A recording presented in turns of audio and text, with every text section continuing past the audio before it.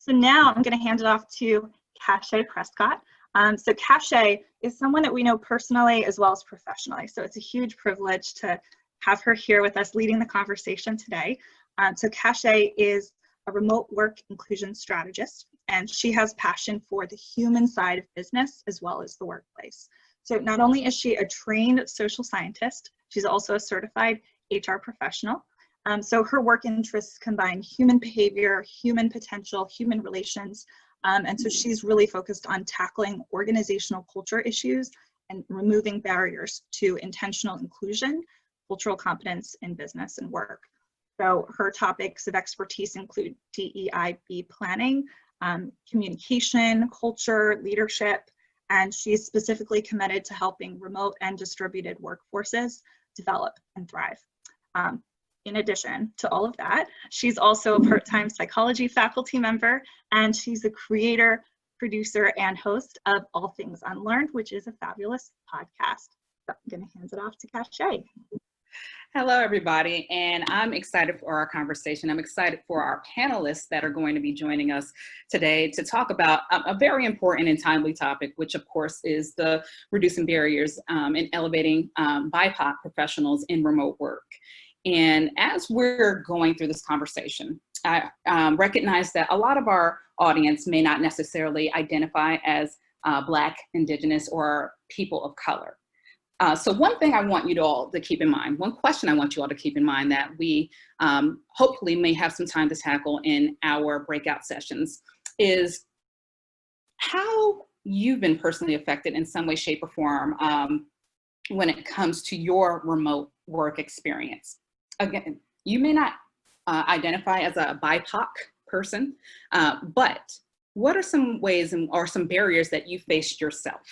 What are some hindrances to your ability to do the work that you are brought in to do, the work that you love to do? And I just want you all to keep that in mind, because although it may not necessarily be the same barriers that BIPOC individuals may face, there may be some similarities in the struggles or the similarities in how it may hinder you from being bringing your best self to your experience. And so I just want you to think about that.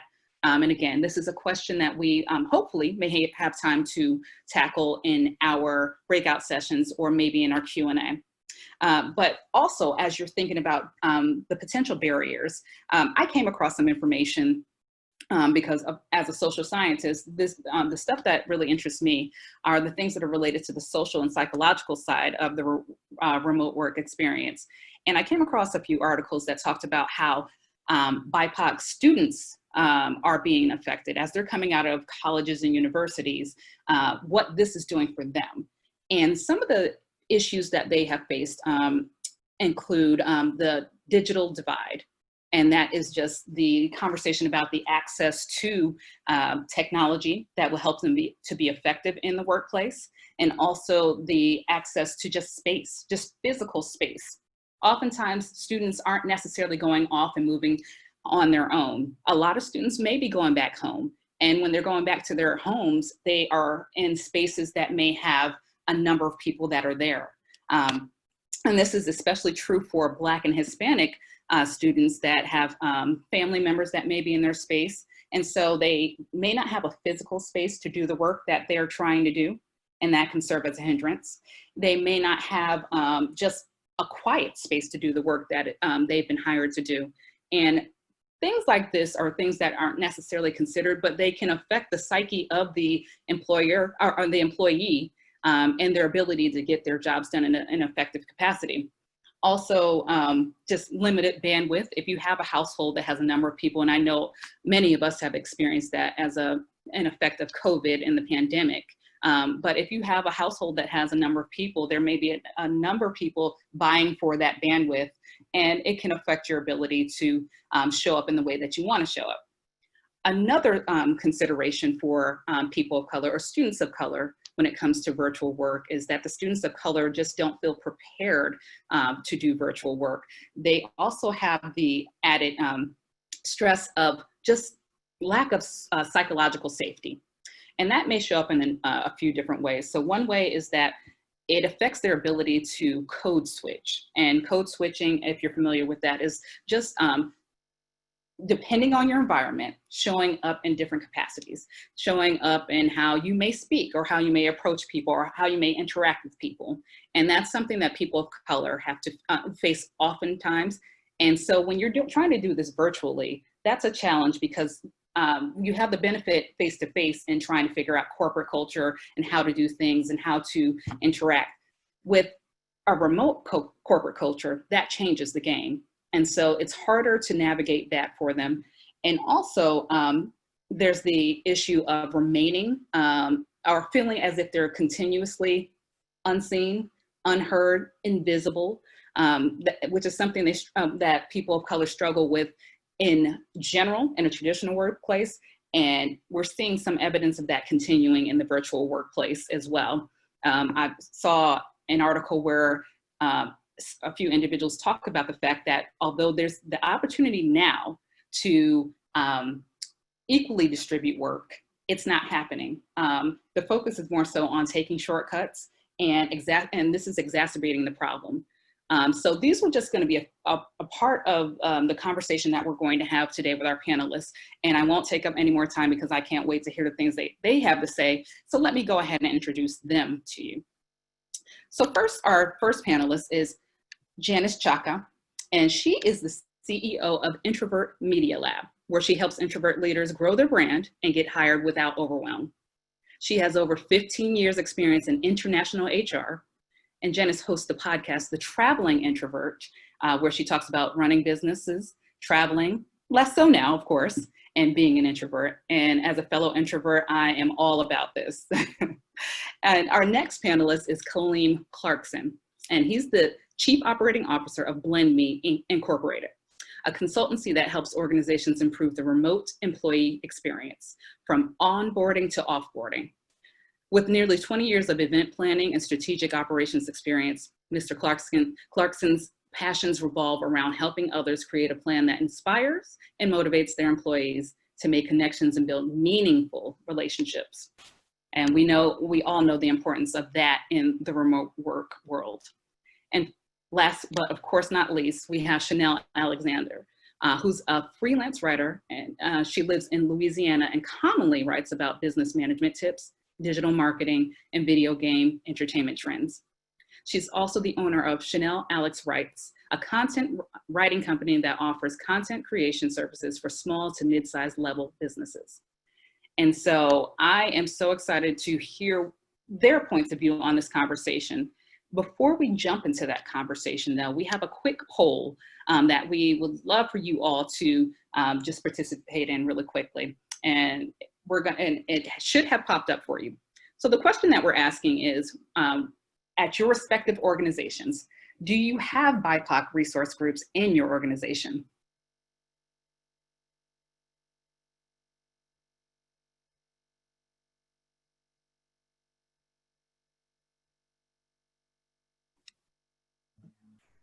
Just give it a few more seconds.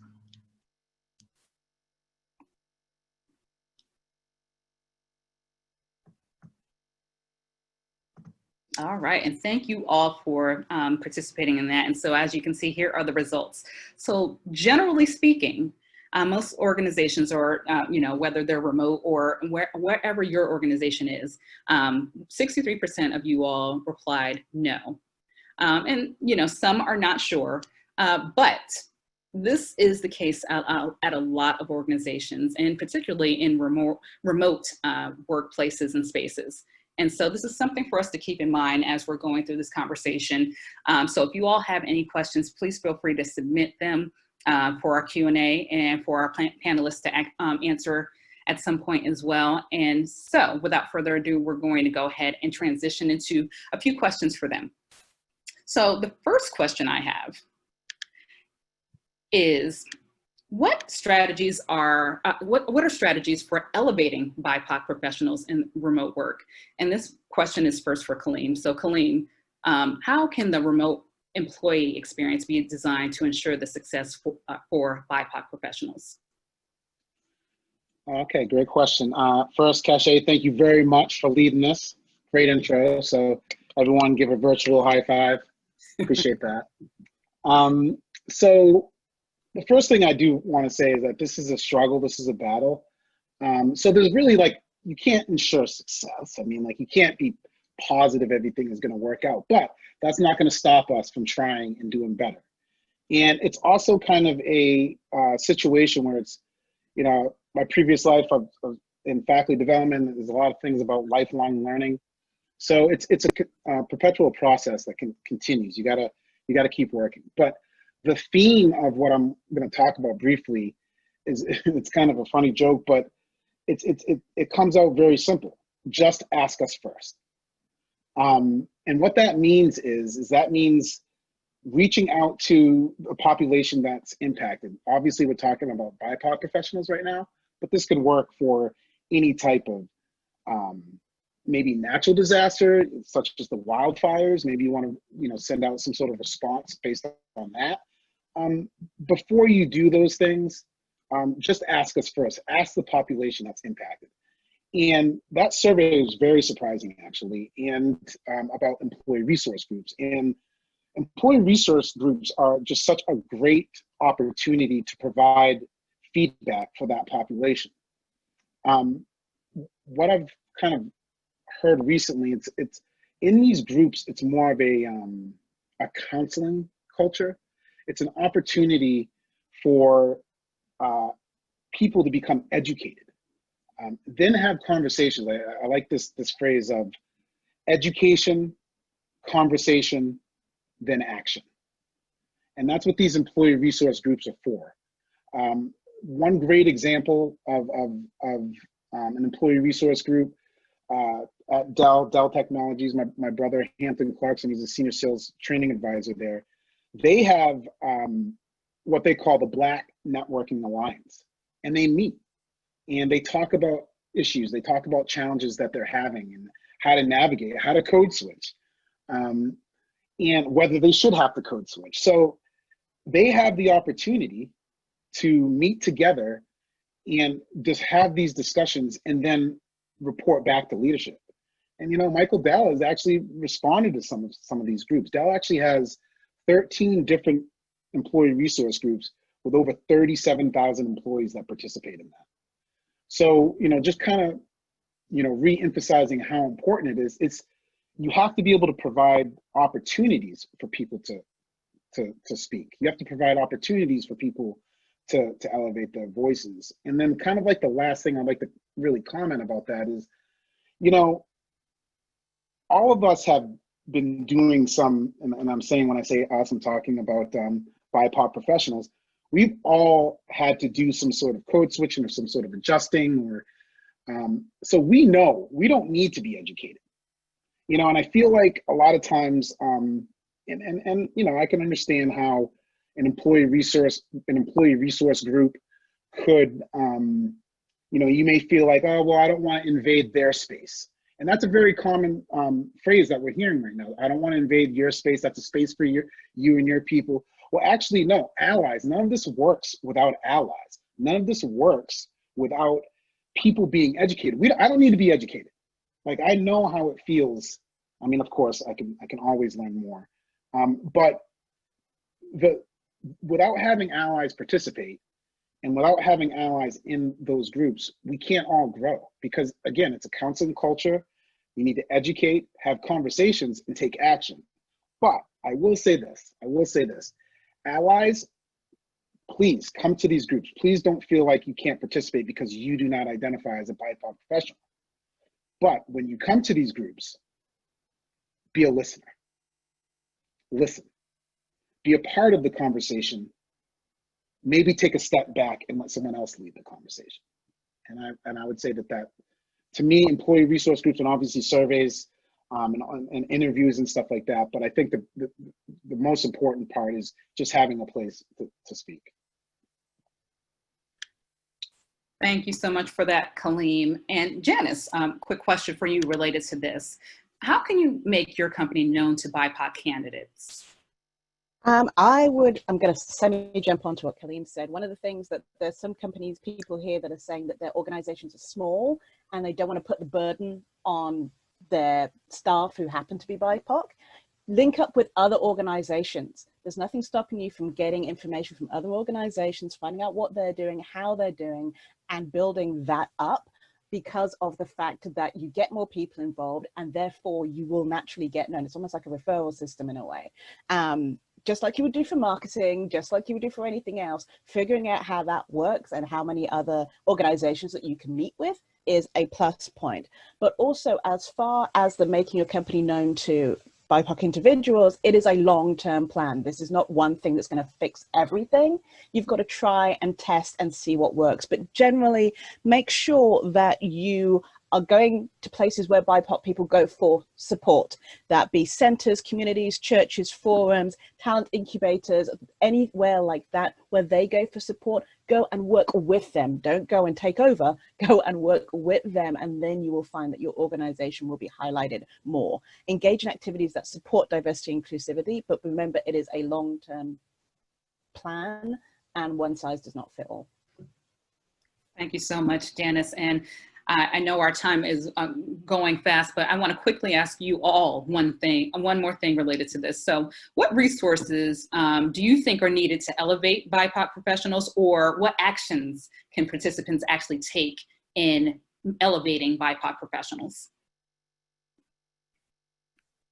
If I could take that one and kind of go in on that, I think a big thing, and I think Kaleem touched on this in his response, I think it's important to simply establish a culture of feedback, and where positive and negative feedback, whether it's good or bad, is appropriate and looked at as an asset.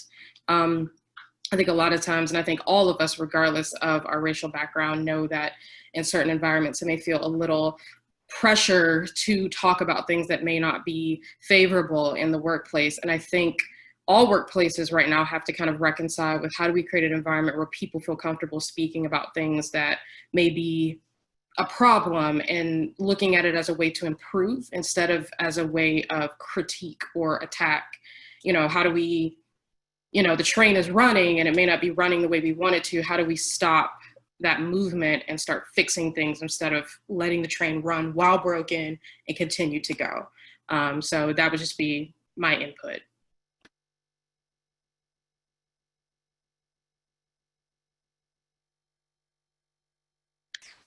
Sorry about that. I didn't unmute myself. We have a few other questions that are related to this topic of conversation. And actually, this one is for you, Chanell, as well. So when it comes to primary barriers for BIPOC professionals and what they face in the remote work, how can BIPOC remote freelancers be impacted? That is a really good question. And one that I've been thinking about a lot recently, because I think there's kind of two prevailing kind of thoughts about it. I think in our community, sometimes there may be a bit of apprehension about pursuing non-traditional work situations, just because of some of the things that we systemically go through as far as finances and having to juggle a lot of different things. But I think for those that want to go into freelancing, there was an amazing article that I read, and it's by Tyra Selden, and it was with the Freelancers Union, which is also an amazing resource. And she touches on some of the things that she experienced as a freelance writer, as I have. And I think a couple of the issues really hit home. One was just the lack of representation. You really don't see, in my experience, I haven't seen a lot of BIPOC freelancers. We are out there, but it's not in the same way as I'm meeting kind of majority race freelancers. I think the next thing, which I thought was an interesting point, was lack of mentors. I think we talk about mentorship in the corporate world and how important it is to mentor people and bring them alongside you. The same would also be true for freelancing. I think I've had people that have taken me on, but not a lot of them have been people that look like me. And I'm grateful for all of it. But I think for people that are in that space, I think representation, mentorship, as well as just promoting also kind of the institutional infrastructure of how do we onboard, how do we bring people on, how do we streamline these processes so we can get, BIPOC people or freelancers in here to do the best job that they can. So I think there are individual barriers as far as representation and mentorship. And on the other side, there are also just general institutional things and infrastructure of how do we best work with freelancers and allow them to be effective. Thank you for answering that, Chanell. And so we have about 5 more minutes, but I want to make sure I ask this question of Janice and another one of Kaleem. So Janice, how do you think it's possible for us to reduce bias in remote work, you know, in our Zoom meetings or whatever type of remote work? One thing is the Zoom meeting thing. It's super popular right now and it's super intrusive. There's a reason I have this background. For the longest time, there's records back there, and people would ask me, oh, you have this thing, and oh, you have this other thing. And it's my personal life that maybe I don't need people to know. Companies should invest in maybe sending their employees backgrounds so they can use that. So you're not seeing the space that they don't have, or that they're in their bedroom or in their one room or in the kitchen or wherever it is. That would be huge for an employee, and it could be based on the company's values or a picture of like the team or whatever it might be. Also, doesn't have to be video. It would be really good if companies accepted phone calls as a viable option. People can dial in. Not everyone has the bandwidth, and so being able to dial in and use your phone and not be penalized for it would be a huge thing. Voice is okay. Not everyone has amazing internet, and not everyone wants everyone to see what they're wearing that day, or their hair, or their glasses, or they're just having a bad day. And a stipend for work setup. Giving everyone who is a remote worker a stipend to get that laptop, that extra screen, that background, the ergonomic chair, so you don't hurt yourself, is huge, and not enough companies do it. And that's going to be the short answer. But it was a great answer, so thank you very much. And one last question for you all, and this one is going to be, start with Kaleem, but move on to the rest. So in terms of the key factors that influence the barriers that exist for BIPOC professionals, what do you see as a potential or recommended solution for reducing these barriers? And so Kaleem, I'll start with you. I would have to just go along the lines of just don't make assumptions. You know, I feel like right now we're in a very sensitive time, and everyone wants to help, and I love it. I actually am very, very proud of where we're heading. I believe that it's going to be very positive coming up the other end. But with that said, there are a lot of assumptions. You know, there are times where like, oh, well, we need more scholarships, we need more financial support. And to me, that's kind of just making a huge judgment just based on maybe people you know. So for example, like I don't necessarily need a scholarship. Some of us on this call don't need scholarships to participate. So everyone, a lot of times in these diversity programs, people just jump to the financial, the socioeconomic status, and it's just very dangerous. You know, again, you're just making crazy assumptions. So I would start with that.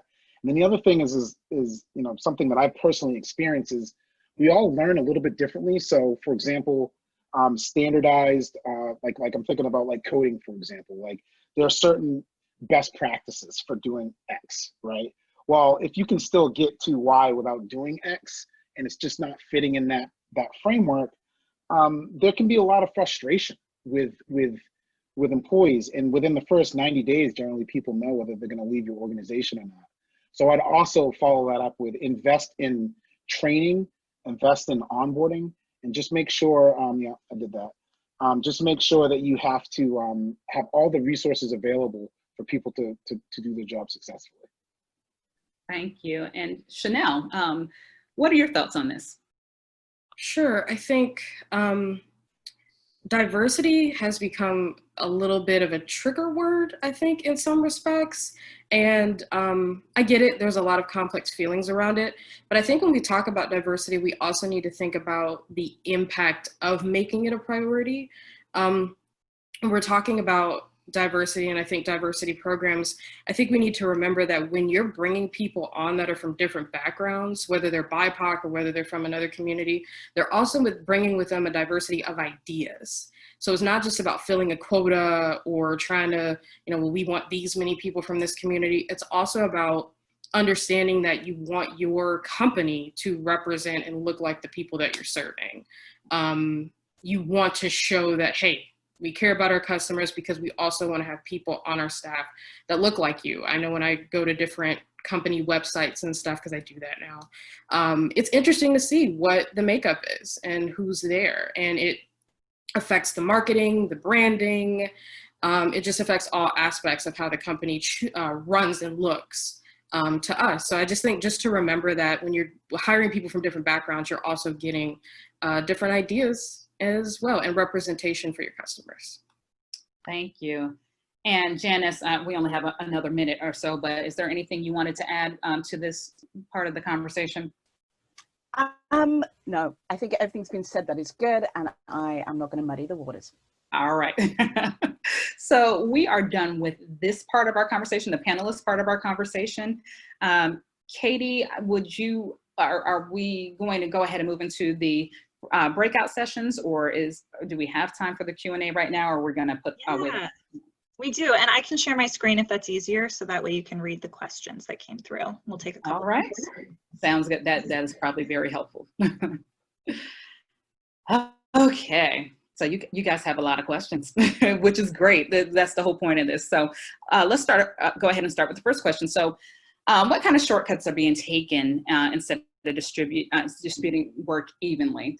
So from the article that I read, they didn't go into specifics, but my assumption is that they meant that in terms of the fact that when you have a remote work environment, a lot more thought is put into the productivity side of things, instead of talking about who's going to do what and what equity looks like in the remote work scene. It's just, okay, how much work can we get done? The efficiency of remote work, the fact that people have accessibility to this information and that they can do it at their leisure or however they see fit.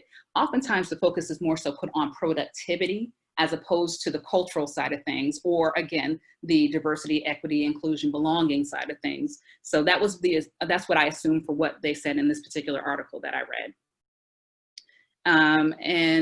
Next question is, can you please talk about some of the research studies you may have come across?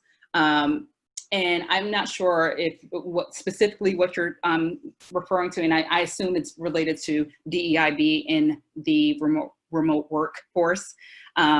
But there have been a number of articles that talk about the benefits of remote work in terms of diversity. But I focus on a lot on the articles that talk about the downside of the diversity conversation when it comes to remote work, particularly because of the fact that there are some parts of it that are being ignored.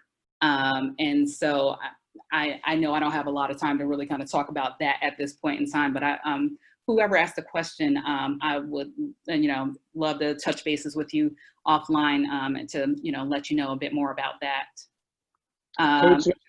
Code switching? Is that the other? That's the middle question? That's just basically talking like you talk with your friends and then changing it up when you're around work, just putting it in very layman's terms. So a lot of us, we've talked a certain way growing up in certain spots of the world, and then when we get into the corporate space, you change your language. And actually, lots of people do it. Lots of people do it. Not just people of color either, by the way. So that's kind of like a broken down definition, I guess. The next question, resource groups. Is that something BIPOC individuals should expect in organizations of less than 100? Yes.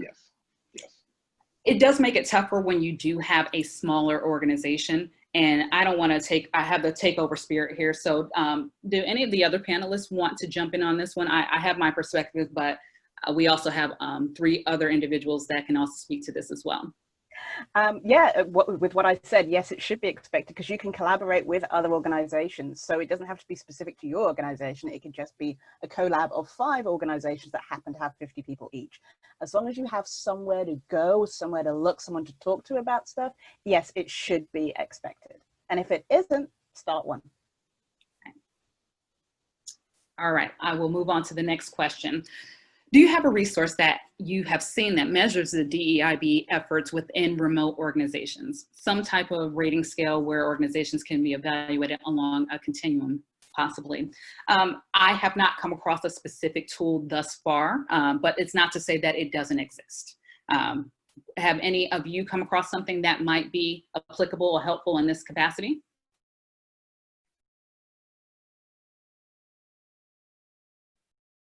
Okay, so at this point in time, we are not aware of a specific tool that would necessarily fit that bill. Can I answer that one very briefly? What I would say is that's kind of a very interesting question because every organization is a little different. I would probably advise to first start with your culture statement and your diversity statement, and then kind of work backwards and try to determine what your internal goals are.